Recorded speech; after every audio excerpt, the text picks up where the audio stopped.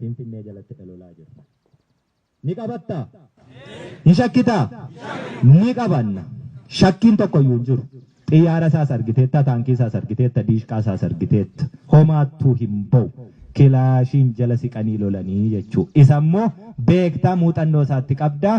Ati sanaaf cuuphamteetu baate. Yeroon kun immoo yeroo dhaloota kanaati. Dibata qabnaa, kakuu qabnaa, ni injifannaa jechuudha. Shakkiin qabnu sanarraa tokkoyyuu. Sanarraa shakkii tokkoyyuu hin qabnu jechuudha. Bifa kamiinuu yoo ta'e Oromoof nuti toluma duuna. Toluma duuna. Isa nu jibbuufis lubbuu laanne, isa nu jaalatuufis lubbuu laanne. Isa nu jaalatu immoo waliinidha lubbuu laanne.